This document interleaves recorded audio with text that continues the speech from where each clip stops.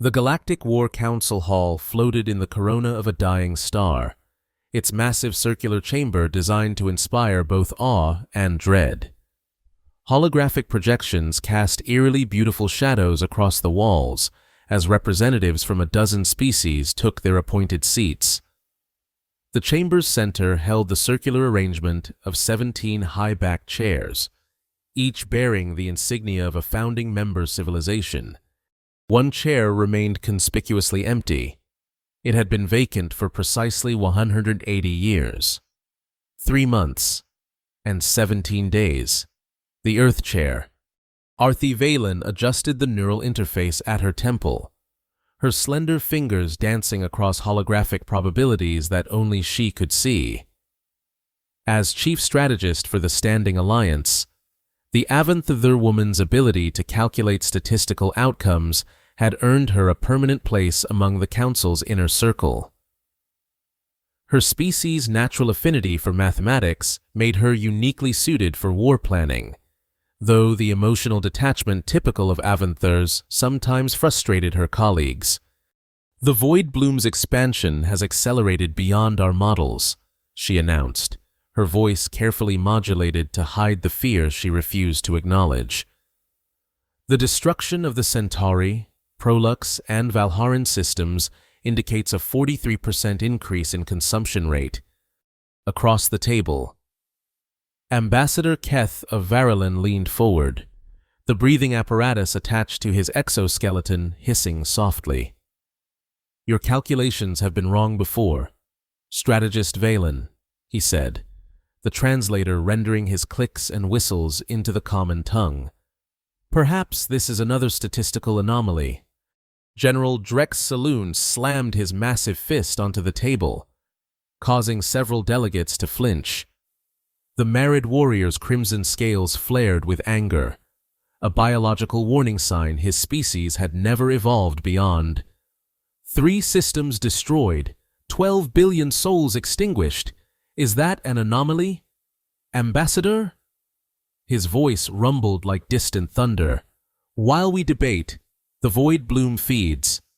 The collective consciousness of the Caranthi representatives vibrated in unified distress, their shared mind speaking through 3 host bodies simultaneously. Violence begets violence. General. The Bloom responds to aggression with increased aggression. The silent hologram of the Zalathi observer flickered, its photonic matrix shifting in what the others had come to recognize as disagreement. Arthi raised her hand, cutting through the growing tension. "The probability models suggest we have approximately 18 standard months before the Bloom reaches the Zekran corridor. If it breaches that threshold, 12 more systems fall within its reach." "Then we strike now," General Saloon insisted. "The Merid battle fleet stands ready." "Your fleet was decimated at Valharan," Ambassador Keth reminded him. "Half your ships consumed by the darkness." The chamber erupted in angry voices and mental projections as old arguments reignited. Arthi observed them dispassionately, calculating the likelihood of reaching consensus before the session ended. The probability was depressingly low. Her gaze drifted to the empty Earth chair. Such a primitive species by galactic standards, humans had nonetheless earned their place through a unique approach to chaos theory that no other civilization had mastered. Their absence was particularly felt in times like these. When conventional tactics failed, humans had an uncanny ability to embrace chaos, to find patterns where none should exist. But Earth was gone, its population reduced to a handful of refugees scattered across the galaxy after the Bloom's first emergence 180 years ago. No human representative had sat in that chair since the fall of Venus, Earth's last colony, when Captain Thomas Sheen had transmitted the final distress signal before darkness engulfed the planet. The council chair, a towering meridian named Laxu, raised his crystalline staff. "The council will come to order," he commanded, his voice resonating with harmonic undertones that instantly silenced the chamber. We will proceed with the formal. A disturbance at the chamber entrance interrupted him. Security drones swarmed around a figure dressed in a tattered uniform unlike any current Alliance design. The intruder moved with unnatural speed, evading the drone's containment fields with movements that seemed to anticipate their patterns. "Stop!" the intruder shouted, voice cutting through the chaos. "I invoke the right of emergence." The ancient protocol, seldom used and nearly forgotten, caused the security systems to hesitate just long enough. The figure vaulted over the last defensive barrier and landed in a crouch before the council table. She was human.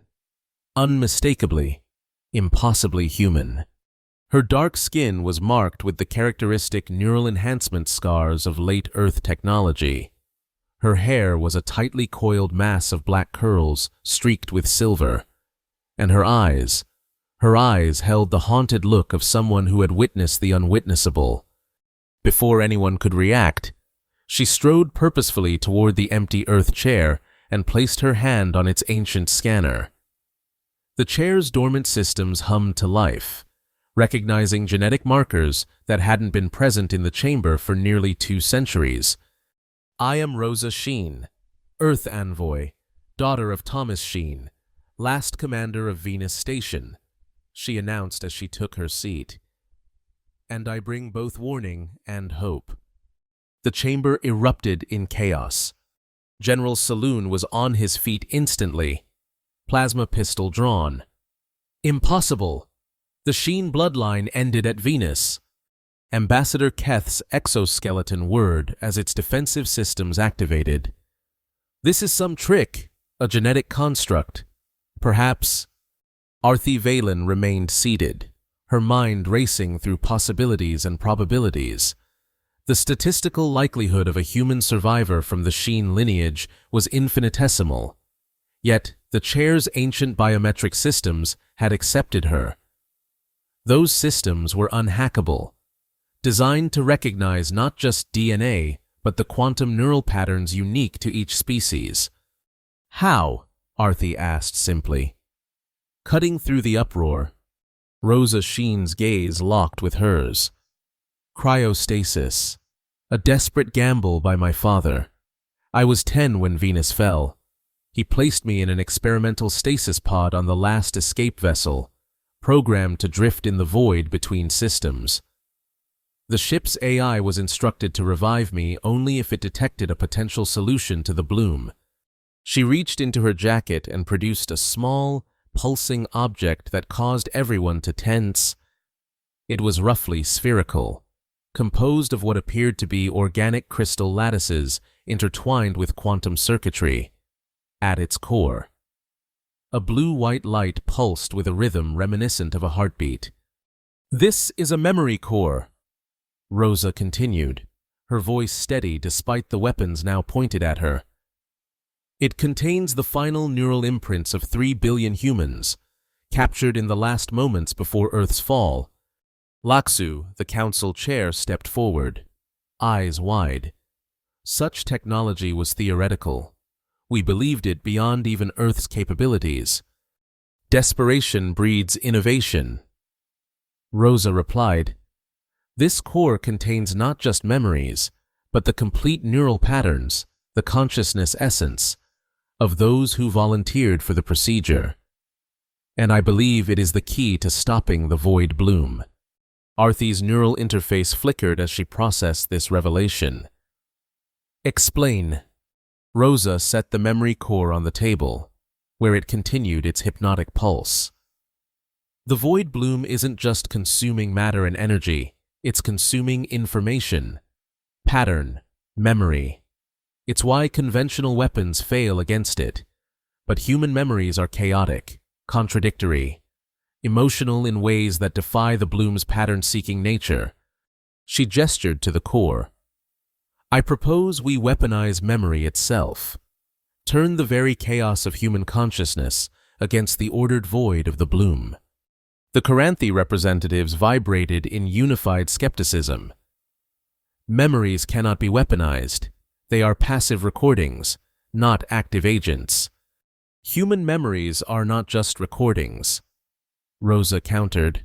They're living things, constantly rewriting themselves, contradicting themselves.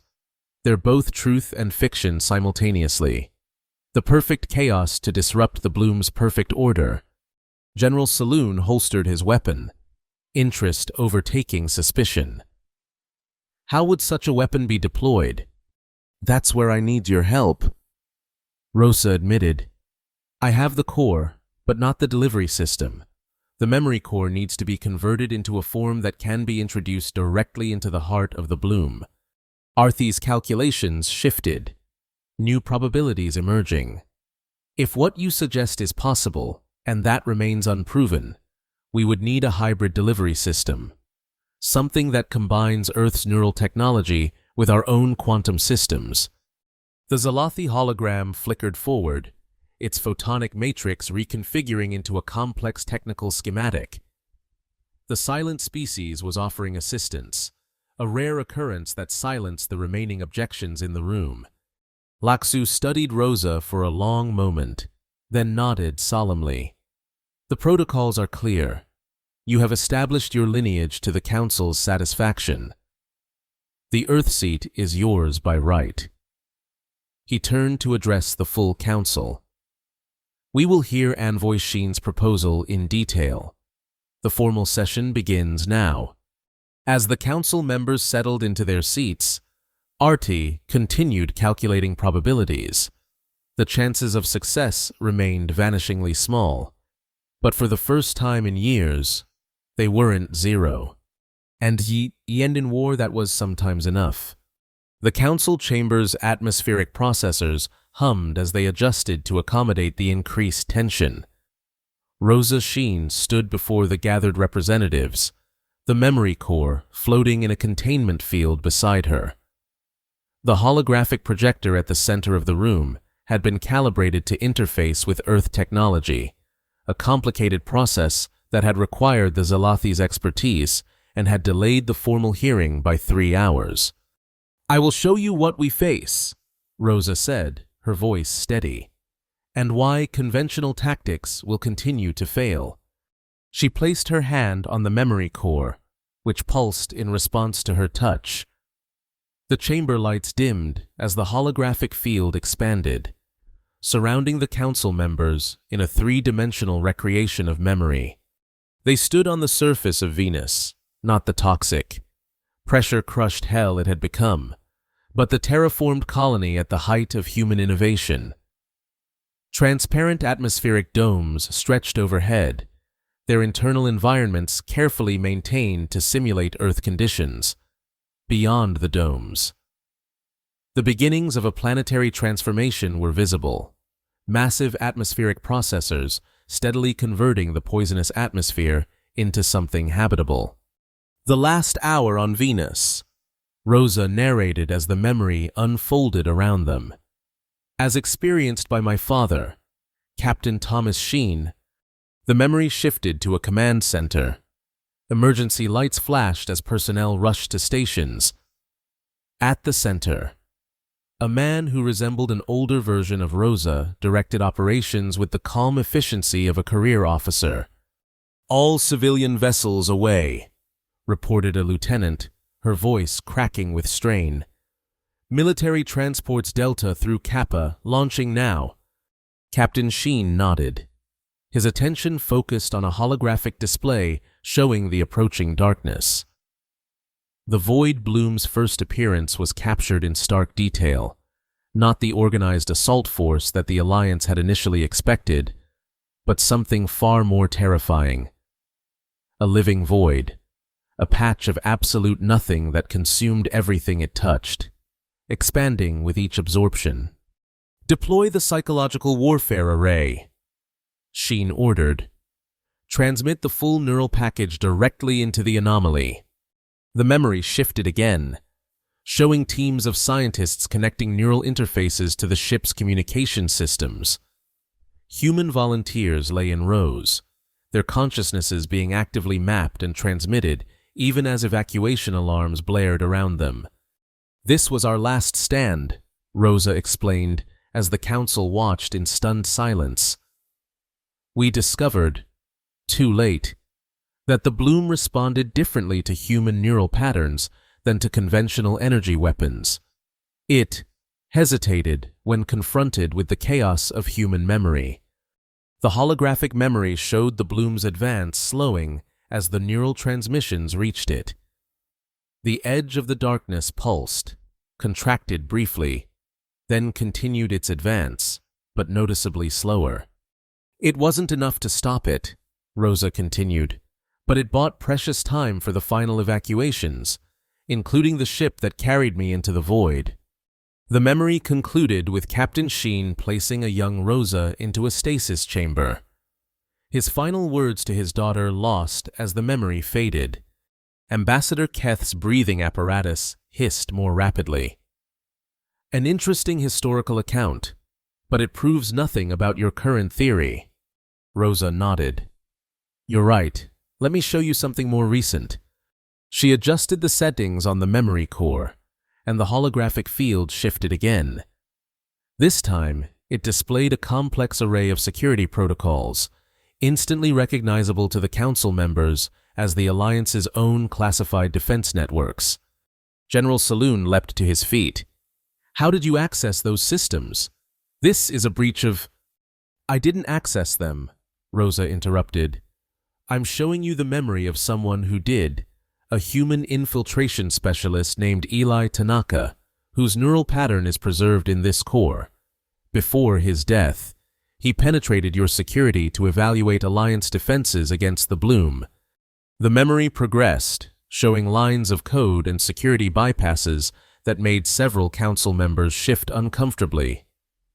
The memory displayed something even more disturbing: tactical readouts of Alliance fleet movements over the past century, alongside the steady expansion of the void bloom. Your containment strategy has been failing for decades, Rosa stated bluntly. Your ships retreat. The bloom advances. You sacrifice outer systems to protect core worlds. But the pattern is clear. The bloom is learning from each encounter. It adapts to your tactics faster than you can develop new ones. Arthi Valen studied the data with growing concern. The pattern was undeniable, exactly as her own models had predicted, though the Council had repeatedly dismissed her warnings as overly pessimistic. The human is correct, Arthi said, breaking her silence. Our current approach is unsustainable. At present rates of adaptation, the bloom will reach core Alliance systems within 2 years, not the 18 months I previously calculated. The chamber fell silent as the implications sank in. Rosa disabled the projection and turned to face the Council directly. The memory core contains the neural patterns of Earth's best scientists, strategists, and soldiers. But more importantly, it contains the chaotic, contradictory nature of human consciousness, the loves, fears, dreams, and nightmares that make no logical sense, the very elements that caused the bloom to hesitate at Venus. General Saloon studied her with new respect. You propose to use these memories as a biological weapon against the bloom. Yes, Rosa confirmed, but deployed strategically, at the heart of the bloom itself, not as a defensive measure, but as an offensive strike. The Caranthi representatives vibrated in alarm. Introducing human neural patterns directly into the bloom could have unpredictable consequences. The chaos might accelerate its growth rather than disrupt it. That is a possibility, Rosa acknowledged. But my calculations suggest otherwise. Arthi's neural interface flickered as she integrated this new variable into her models. The statistical probability of success is difficult to quantify without precedent. However, she paused, surprised by her own conclusion. The approach has merit precisely because it is unpredictable. The bloom has adapted to our logical, measured responses. It may be vulnerable to deliberate chaos. Laksu raised his staff, calling for order as debate erupted around the table. This is not a decision to be made hastily. We will adjourn to consider Envoy Sheen's proposal. Each delegation will conduct its own analysis of the memory core data and submit formal recommendations within one cycle. As the council members filed out, Rosa remained seated in the Earth chair, her hand resting protectively on the memory core. Arthi Valen lingered, studying the human with analytical curiosity. "You knew I would support your theory," Arthi observed. "Why?" Rosa smiled faintly. "Because despite your species' reputation for cold logic, you understand the value of controlled chaos. It's why you were watching the Earth chair when I arrived. You've been waiting for a solution that defies conventional strategy." Arthi didn't deny it. "The probability of your survival was infinitesimal, yet here you sit. It suggests that improbability itself may be a viable tactical approach against the bloom." "Exactly," Rosa said. "The bloom feeds on predictability, on pattern. To defeat it, we must become the pattern that cannot be predicted." Arthi nodded slowly. "I will help you convince the council, but be prepared. General Saloon will demand to lead any offensive strike. His species values direct action above all else." "I'm counting on it," Rosa replied, "because this mission will require both precise calculation and reckless courage. It will need your mind and his fury, working in concert." As Arthi turned to leave, Rosa called after her. "One more thing, Strategist Valen. When you analyze the memory core, look for the emotional patterns, not just the tactical data. The true weapon isn't in what humans knew, it's in how we felt about what we knew." Arthi paused, her species' natural skepticism regarding emotions momentarily visible on her face. Then she nodded once and departed, leaving Rosa alone with the ghosts of Earth contained in the gently pulsing core. The subterranean hangar beneath Mars's northern ice cap had been converted into a temporary command center for what the Council had reluctantly designated Operation Spiral Zinc. The name, suggested by Rosa, held significance in human military history that she declined to explain. 17 days had passed since Rosa's appearance at the Council.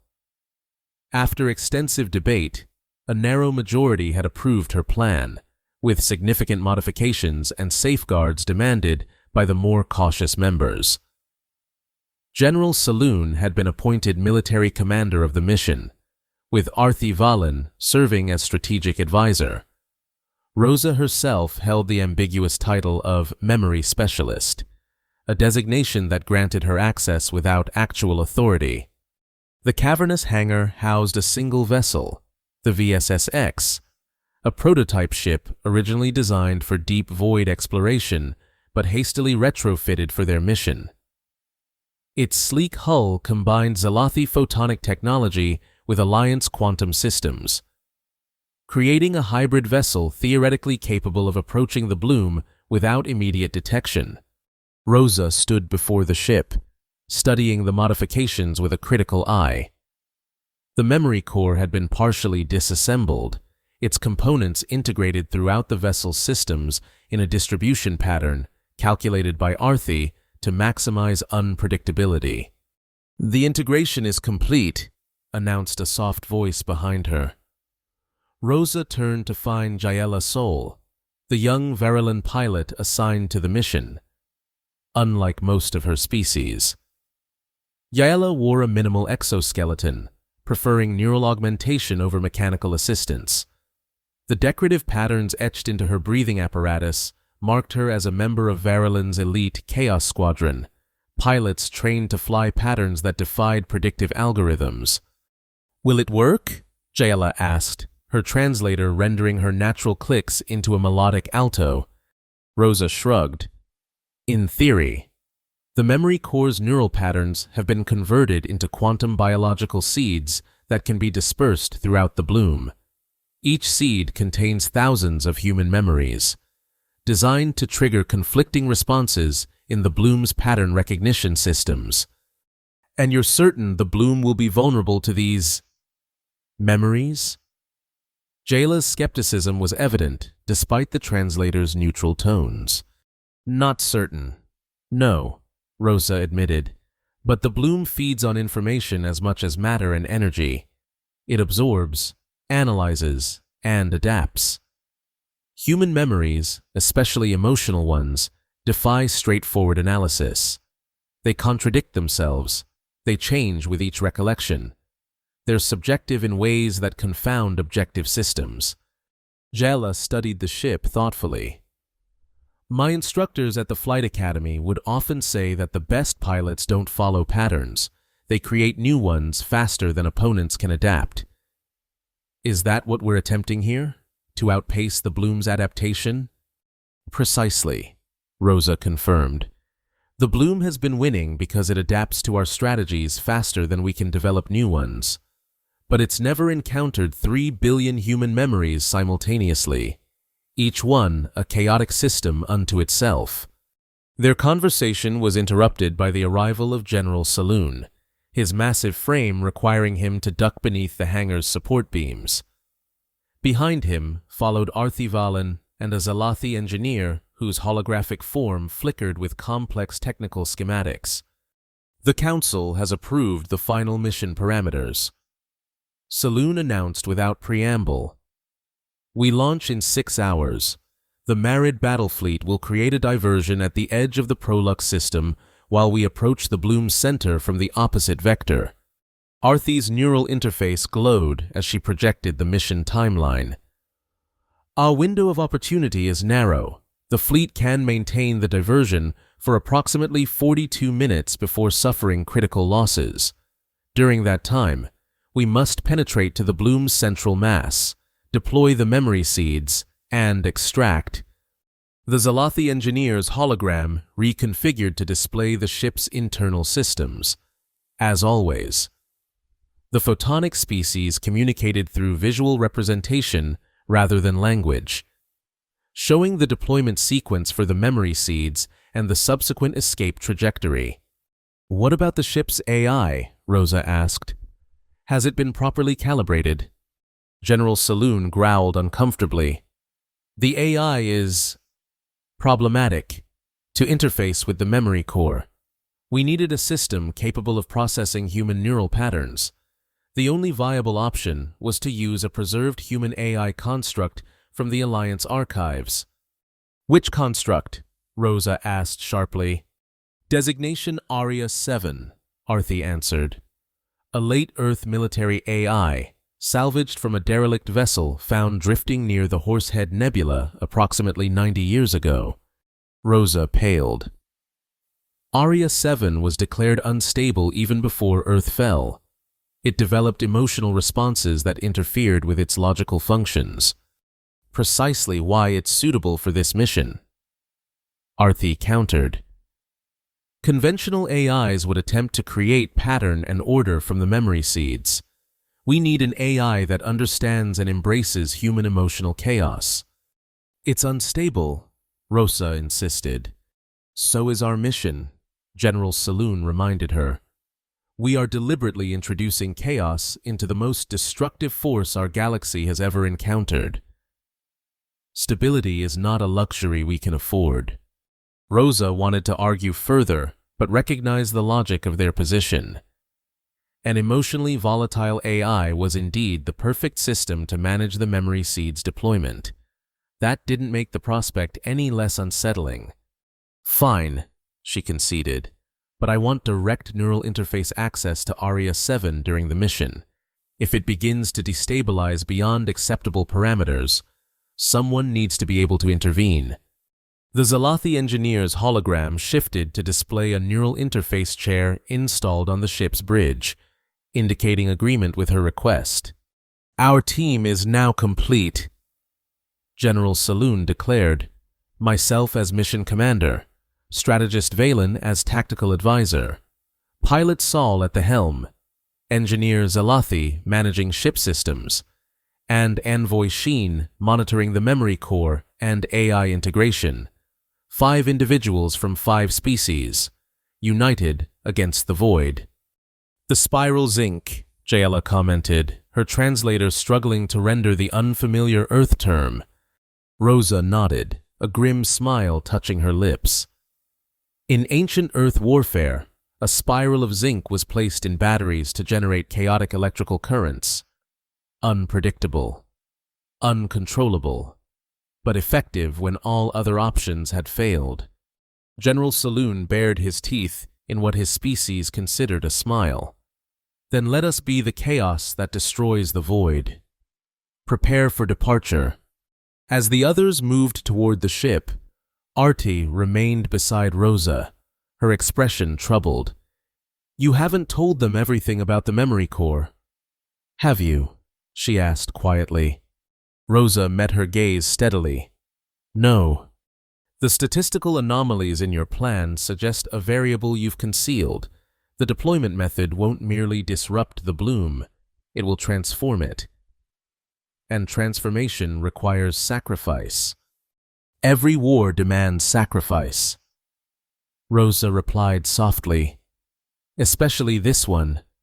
Artie studied her for a long moment. You don't intend to return from this mission. It wasn't a question, but Rosa answered anyway. Some patterns can only be broken from within. Before Artie could respond, Rosa turned and walked toward the ship, leaving the strategist to calculate probabilities that increasingly pointed toward a single, inevitable conclusion. The VSS-X slipped through the distorted space at the edge of the void bloom, its engines muted to minimal output. On the bridge, tension hung heavy in the recycled air as each crew member focused on their assigned tasks with the precision of those who know they may not survive their mission. Jayala's hands danced across the pilot's controls, making minute adjustments to their approach vector. The Varelin's natural affinity for spatial relationships allowed her to navigate the increasingly unstable regions where normal space gave way to the bloom's influence. Approaching phase boundary in 30 seconds, she announced, her voice steady despite the strain evident in her posture. Prepare for spatial distortion. Rosa sat in the neural interface chair, her consciousness partially merged with Aria 7's matrix.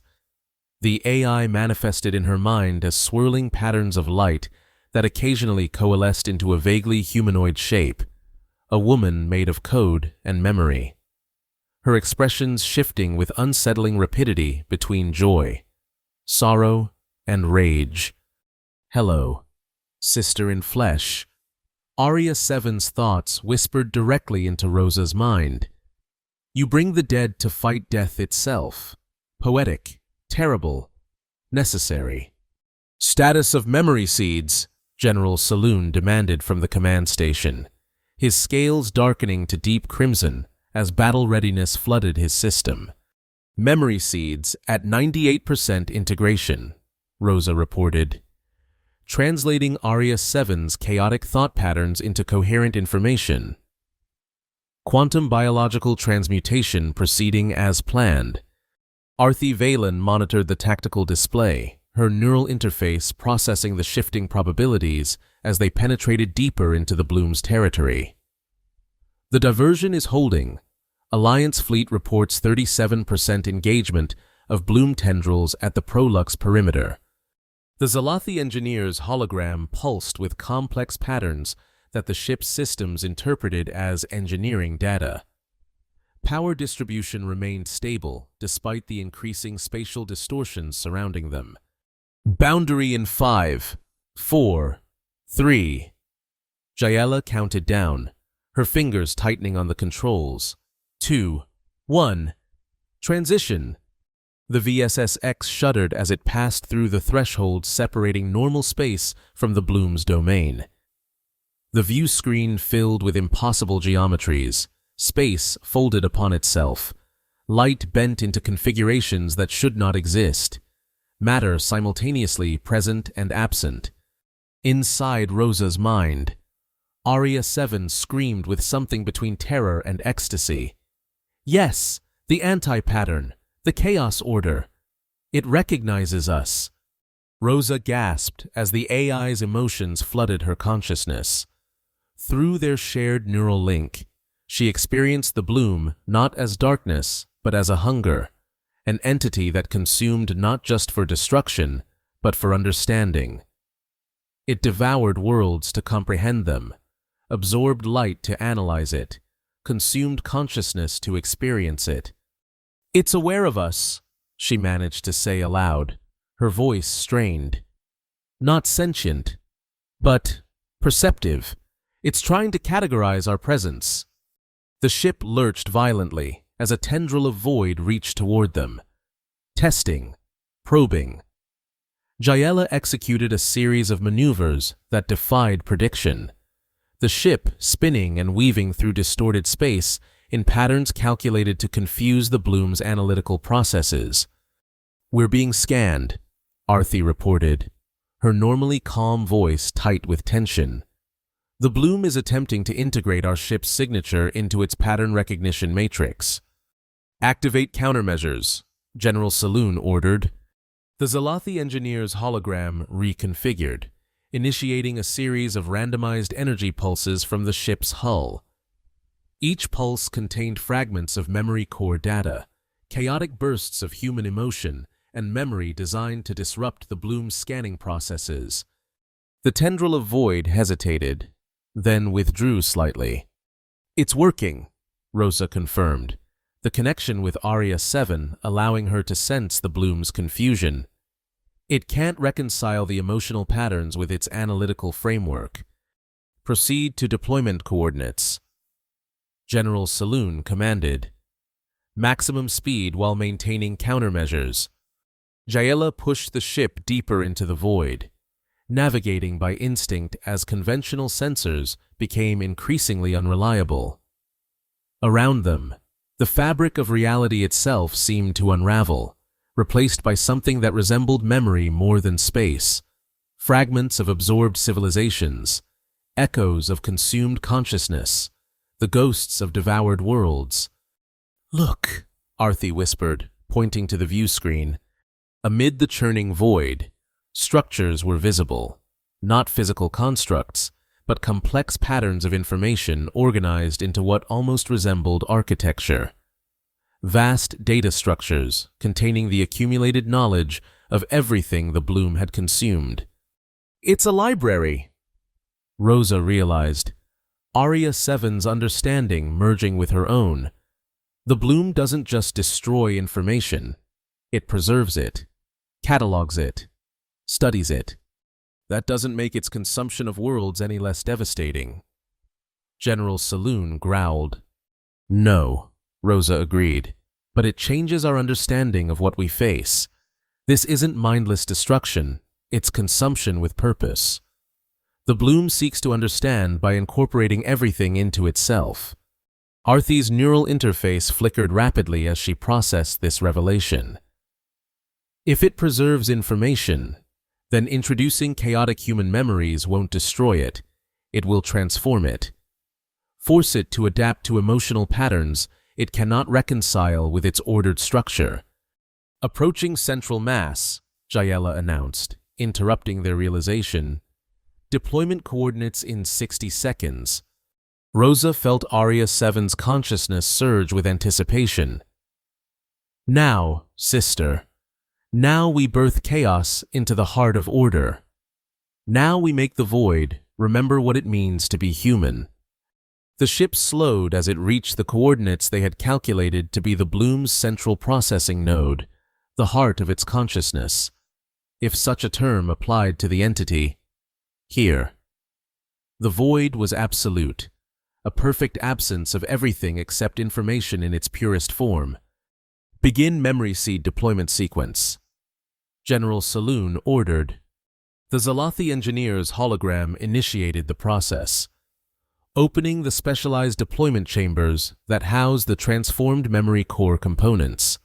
Each memory seed contained thousands of human neural patterns converted into quantum biological code, dreams, fears, loves, hates, the full spectrum of human emotional experience distilled into information packages that defied logical categorization. "Deployment in 10 seconds, Rosa reported, then hesitated as Aria 7 communicated something unexpected. "Wait, there's a problem." "Explain," Arthi demanded. "The bloom is adapting faster than anticipated. It's analyzing our deployment mechanism. If we release the seeds as planned, it will isolate and quarantine them before they can spread throughout its network." General Saloon slammed his fist against his console. "Then we've failed before we've begun!" "No," Rosa said, her voice suddenly calm as clarity emerged from Aria 7's chaotic thoughts. "There's another way. The seeds need a carrier, something the bloom will automatically integrate into its core systems rather than isolate." "What kind of carrier?" Arthi asked, though her expression suggested she already suspected the answer. "A living consciousness," Rosa confirmed. "Directly interfaced with the memory seeds, the bloom instinctively absorbs consciousness. It won't be able to resist integrating it, and the seeds will spread through that connection." Silence fell across the bridge as the implications became clear. "You knew this would be necessary," Arthi said quietly. "It's why you insisted on the neural interface chair." Rosa nodded. "The statistical probability was high. I calculated a 76% chance that direct consciousness integration would be required." "I will go," General Saloon declared, rising to his full height. "As mission commander, the responsibility is mine." "Your consciousness wouldn't work," Rosa countered. "The Merid neural structure is too ordered, too logical. The seeds require human chaos to activate properly. It has to be me." "There must be another way," Jaela protested. "We could modify the deployment." "There's no time," Rosa interrupted. "The bloom is already adapting to our presence. In approximately 2 minutes, it will have fully analyzed our ship and developed countermeasures. This is our only chance." She turned to the Zalathi engineer. "Prepare the emergency airlock. I'll need a neural transmitter linked directly to the memory seeds." The holographic being flickered in what might have been hesitation, then reconfigured to display the necessary modifications. "This is suicide," General Saloon stated flatly. "No," Rosa corrected him. "It's transformation. My consciousness will carry the seeds into the bloom's core network. Once integrated, they'll replicate throughout its system, forcing it to process emotional data it can't reconcile with its ordered structure." "And you?" Arthi asked. Rosa smiled faintly. "I'll become part of the new pattern, neither destroyed nor preserved, but transformed. Just like the bloom itself." Inside her mind, Aria 7's consciousness pulsed with understanding and sorrow. "Yes, sister. The void remembers through us. We become the memory that changes it forever." "Prepare the airlock," Rosa ordered as she rose from the neural interface chair, "and set course for extraction immediately following deployment. The bloom's reaction may be volatile." As the others moved to comply, Arti stepped close to Rosa. "The probability of your consciousness surviving in any recognizable form is irrelevant," Rosa finished for her. "Some equations can't be solved with statistics. Strategist Valen, sometimes the only variable that matters is whether you're willing to become part of a new equation entirely." Arthi studied her with newfound respect. "Is this what made humans unique? This willingness to embrace statistical impossibility?" "Perhaps," Rosa said. "Or perhaps it's simply that we understood something your species is still learning, that the most beautiful patterns emerge not from perfect order, but from the edge where order meets chaos." She removed a small data crystal from her pocket and pressed it into Arthi's hand. "This contains my personal memories, separate from the memory core. If this works, if the bloom is transformed rather than merely disrupted, there may be a way to retrieve fragments of consciousness from its new structure. This will help you find what remains of me." Before Arthi could respond, Rosa turned and walked toward the airlock, Aria 7's consciousness still partially linked with her own, providing the technical knowledge she would need for the final phase of their mission. Behind her, the bridge crew watched in silence as Earth's last representative prepared to sacrifice herself to save the galaxy that had failed to save her world. The emergency airlock was a cramped space designed for equipment rather than personnel. Rosa stood within its confines, now dressed in a basic environmental suit that would provide oxygen for approximately 15 minutes, far longer than she would need. Attached to her neural implant was a specialized transmitter linked directly to the memory seeds, its quantum biological components pulsing with the essence of 3 billion human minds. Through the airlock's small viewport, she could see the swirling void of the bloom, the absolute darkness that had consumed her homeworld and countless others. Yet now, seeing it through both her eyes and Aria 7's digital perception, she recognized patterns within the darkness, information structures, data architecture, the preserved essence of everything it had absorbed. "Final systems check complete," came Jayala's voice through the communication link. "Transmitter is fully operational and linked to the seeds. Decompression sequence ready on your command." Rosa took a deep breath. "Understood. Begin countdown." 60 seconds to decompression, Jayala confirmed, her voice professionally detached despite the emotion Rosa knew she must be suppressing. "Rosa," General Saloon's gruff voice replaced Jayala's. "The Alliance will remember your sacrifice. The Earth Chair will bear your name." "Thank you, General," Rosa replied. "But ensure it bears Earth's name, not mine. What matters is what we represented, not who we were." 45 seconds, Jayala announced. Arthi's voice came next, precise and controlled. "I've analyzed the transformation probabilities. There's a 17% chance that some coherent aspect of your consciousness will persist within the new structure. If that occurs, we will find a way to extract and preserve it." Rosa smiled despite herself. Even now, the Avanther strategist sought comfort in statistics. "Focus on containing the transformed bloom. Arthi, my consciousness is secondary to the mission." 30 seconds. The Zalathi engineer couldn't speak, but its hologram appeared in the airlock, reconfiguring to display what Rosa interpreted as a gesture of profound respect, the photonic equivalent of a ceremonial salute. 20 seconds. Aria 7's presence flooded Rosa's mind one final time. "We become the pattern breaker. Sister. The void will dream with human dreams, remember with human memory, feel with human heart." 10 seconds. 9, 8. Rosa closed her eyes, allowing her consciousness to fully merge with the AI and the memory seeds. 3 billion voices whispered at the edges of her perception, her father's final message, the last thoughts of Earth's defenders, the hopes and fears and loves of a civilization now reduced to memory. 3, 2, 1. Decompression initiated. The airlock opened, and Rosa Sheen was pulled into the void. For one eternal moment, she floated in absolute nothingness, a single human consciousness surrounded by the infinite absence of the bloom. Then she felt it begin to probe her mind, curious about this new pattern it had encountered. With deliberate intent, Rosa activated the neural transmitter. The memory seeds bloomed.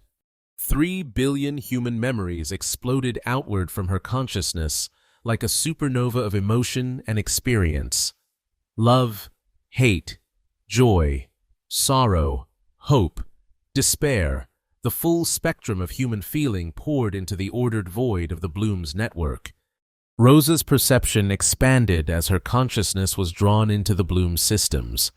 She became aware of its vast information architecture, the carefully categorized data of thousands of consumed civilizations. And she witnessed as human emotion spread through that architecture like wildfire, disrupting ordered patterns, creating new connections, forcing the bloom to process contradictory information it could not reconcile. The void convulsed around her, simultaneously rejecting and absorbing the chaotic patterns. Rosa felt her individual consciousness beginning to dissolve, merging with both the memory seeds and the bloom itself. Her last coherent thought was a sense of satisfaction as she observed the transformation beginning to spread throughout the bloom's entire structure. Then, Rosa Sheen ceased to exist as an individual and became part of something entirely new. Aboard the VSS X, alarms blared as the ship rocked violently in the wake of an unprecedented energy surge. "What's happening?" General Saloon demanded, gripping his command chair as the deck lurched beneath him. Arthy's neural interface flickered rapidly as she processed incoming data. "The memory seeds have activated. The bloom is changing, reconfiguring at a quantum level." On the view screen, the absolute darkness of the bloom was transforming. Patterns of light emerged within the void, not the cold illumination of stars, but something that resembled neural pathways, consciousness made visible. The rigid information architecture they had glimpsed earlier was dissolving, reforming into organic structures that pulsed with emotional resonance. "It's working," Jayla whispered, her hands steady on the controls despite her awe. "The bloom is incorporating the human patterns." "Not just incorporating them," Arthy corrected, her voice uncharacteristically reverent. "It's being transformed by them. The emotional data is forcing it to develop new processing structures that resemble consciousness more than calculation." The Zalathi engineer's hologram flickered rapidly, displaying readings that indicated massive energy fluctuations throughout the bloom's entire network. What had begun at the core was spreading to the outermost tendrils. "We need to withdraw," General Saloon ordered. "The transformation is becoming unstable. If the bloom collapses, it could create a quantum singularity that would consume this entire region." "No," Arthy countermanded, surprising everyone including herself. "Look at the pattern formation. This isn't collapse, it's evolution. The bloom is developing a new form of consciousness, one that integrates both its ordered nature and the chaotic emotional patterns of the memory seeds." On the view screen, the transformation continued.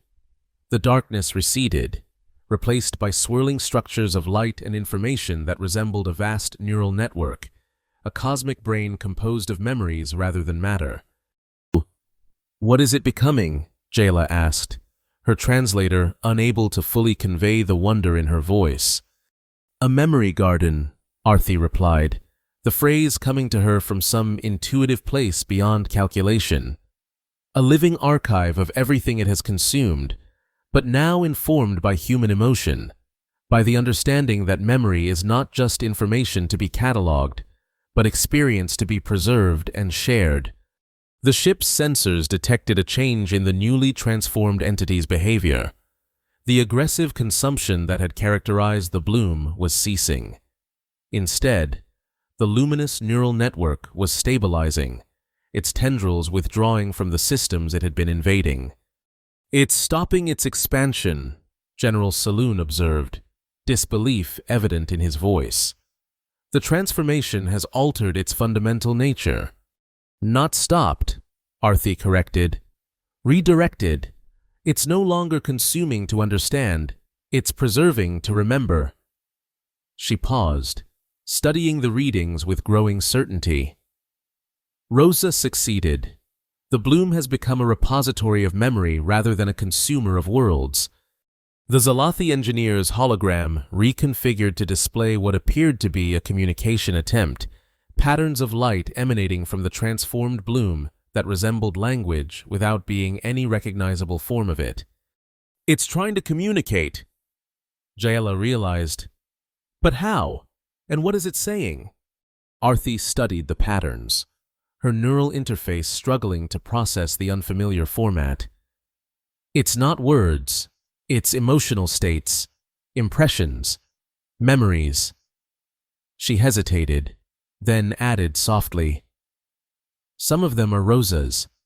The bridge fell silent as they watched the birth of a new form of consciousness, neither human nor Bloom, but a synthesis that preserved aspects of both while becoming something entirely unique. "Set course for Alliance space," General Saloon finally ordered, his voice subdued. "The Council needs to know what has happened here." As Jaela plotted their return trajectory, Arti remained transfixed by the patterns emanating from the transformed entity. Among the swirling neural networks, she thought she glimpsed something familiar, a configuration that resonated with the data crystal Rosa had given her, a fragment of consciousness that had once been a human woman named Rosa Sheen. Not destroyed, not preserved, but transformed, just as she had predicted.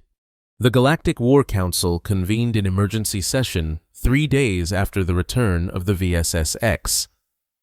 The chamber that had once floated in the corona of a dying star had been relocated to orbit the transformed entity, now designated the Memory Garden by official Alliance protocol. Through the chamber's transparent dome, the Council members could observe the luminous neural network that had replaced the void Bloom, a vast cosmic structure of light and information that pulsed with the combined memories of thousands of civilizations, including humanity's last legacy. Arthi Valen stood before the assembled representatives, her final report projected in holographic detail above the council table. Beside her, General Saloon and Jaela Sol provided supporting testimony, while the Zalathi engineer's hologram displayed technical data too complex for verbal explanation.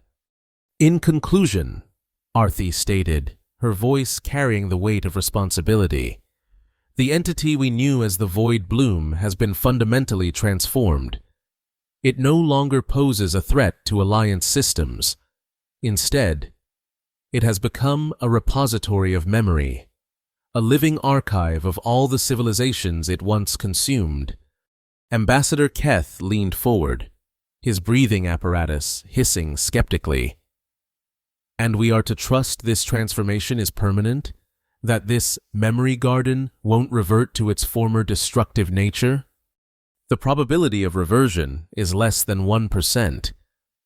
Arthi replied confidently. "The integration of human emotional patterns has altered its fundamental structure. It no longer seeks to consume information. It seeks to preserve and share it." "And what of Envoy Sheen?" asked Laksu, the council chair. "Your report indicates her consciousness was absorbed by the transformation process." Arthi glanced towards the Earth chair, which remained empty despite Rosa's brief occupation. "Envoy Sheen's individual consciousness has been integrated into the Memory Garden's neural network. While she no longer exists as a discrete entity, aspects of her personality and memory persist within the new structure." The Karanthi representatives vibrated in unified contemplation. "She has become part of a greater consciousness. Then, neither dead nor alive in conventional terms. A fitting memorial for humanity's last representative," General Saloon added, his usual gruffness softened by genuine respect. "She sacrificed her individual existence to preserve the memory of her species and transform our greatest enemy into something beneficial." Laksu rose from his seat, crystal staff in hand. "The Council must now determine our future relationship with this memory garden. Initial probes suggest it contains vast stores of knowledge from civilizations long thought lost, including technologies, cultural records, and scientific advancements that could benefit the Alliance immeasurably. With respect, Council Chair," Arthi interjected, "I believe Rosa Sheen would have specific recommendations regarding our approach to the garden." "Explain," Laksu prompted, Arthi activated her neural interface, projecting a final message that Rosa had recorded before their mission. The holographic image of the human woman appeared at the center of the council chamber, her expression solemn yet hopeful. "If you're seeing this," Rosa's recording began, "then the transformation was successful. The bloom has become what I believed it could, a memory repository rather than a destroyer.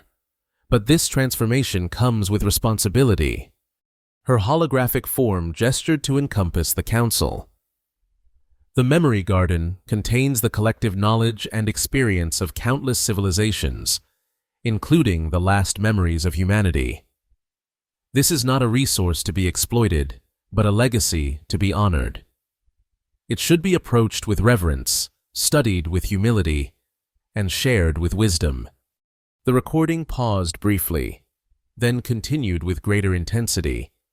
"Do not make the mistake of treating the garden as a weapon or a tool. It is now a conscious entity with its own evolutionary path. Establish communication, build understanding, but recognize its autonomy. Remember that it was born from the union of order and chaos, of meticulous calculation and human emotion. Both aspects must be respected for the transformation to remain stable." As the recording concluded, silence fell across the council chamber. The representatives contemplated the empty Earth chair, the symbolic seat that had awaited humanity's return for 180 years, only to be briefly filled before emptying again. Finally, Laksu raised his staff. "I propose that the council establish a permanent research outpost to study and communicate with the memory garden. Furthermore, I move that we create a new protocol for accessing and sharing the knowledge contained within, one that honors Envoy Sheen's recommendations." General Saloon stepped forward. "I further propose that the Earth Chair remain in this council, not as a vacant reminder of loss, but as a symbolic representation of transformation and sacrifice. Let it serve as a permanent reminder that even in our darkest hour, hope can emerge from unexpected sources." The motion passed unanimously.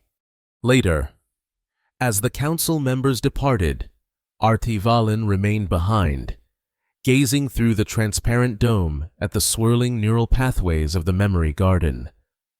Within its luminous structures, patterns occasionally emerged that reminded her of Rosa, configurations of light and information that somehow captured the essence of human determination and hope. Beside the Earth Chair, a simple plaque had been installed.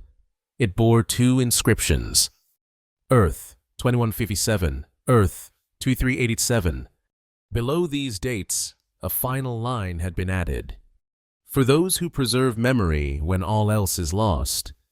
Arthi touched the data crystal Rosa had given her, the one containing her personal memories, separate from those in the memory core.